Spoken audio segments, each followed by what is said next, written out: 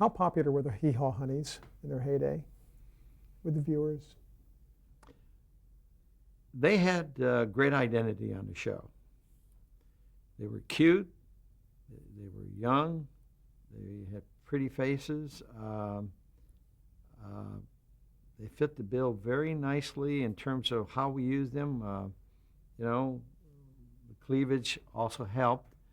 They used to lay down in the moonshine shack, as you well know, if you were part of a Hee Haw viewer.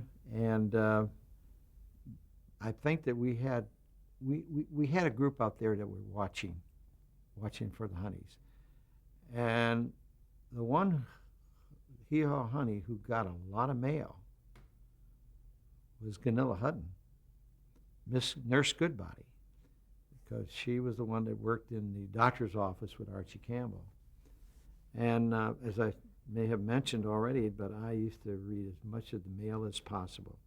She was number one on the list.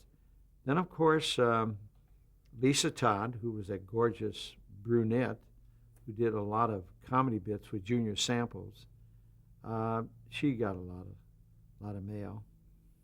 And, of course, Misty Rowe. And we had a few others that just didn't quite make it, but certainly they fit the bill very nicely when we were needed. And, of course, when we did these sing-alongs, it was just wonderful to see their faces up there and just, jumping along and showing off real nicely. So, I think that maybe 20-25% of our viewers were watching us because of the Hee Haw Honeys. And then there was a rather, maybe the most famous Hee Haw honey. Can you tell us about that? Yes. Or who became the most famous? Kathy Griffith. Well, her name at that time was Kathy Lee Epstein. Okay. That was her business name, Okay. her real name. And then, of course, she was not married to Gifford at the time. So what we did is we spun her off to another show called the Hee Haw. Well, we actually call it the Honeys Family. And she and Misty, who worked together as Honeys, were a part of the Honeys show. And Kathy Lee was more of a singer than she was a comedian. And we were great friends, incidentally, and we were always on the phone talking to each other. And she's doing a Broadway production right now, I believe.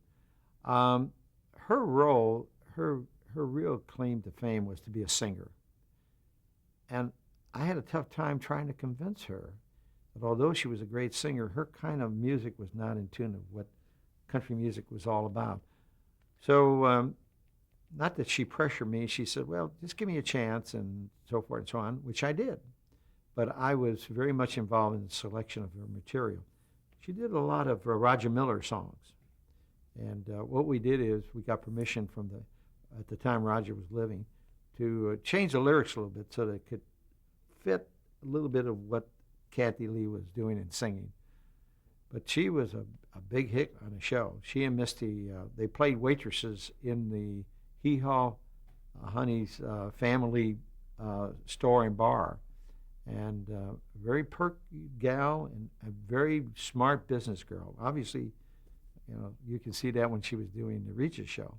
And by the way, she came back with Regis to do a Hee Haw show. One of our better shows, too. One of our better shows. And Regis could not believe that he did his morning show with Kathy. We had it set up that as soon as they were through with their show, their morning show, catch a plane out of LaGuardia, arrive in Nashville at noon. We all had a lunch break. 1 o'clock, I put them back in the studio. They did their bit. And at 5 o'clock, they were on their way back again to New York. Several of the New York people did that, come up to do the show. And Regis, a well-liked man, enjoyed doing Hee Haw. In fact, believe it or not, I watched it very closely. When he got back to New York the next day, he did his show. Mm-hmm. He just raved about the way it went on Hee Haw. So, and Kathy Lee has never forgotten the Nashville scene.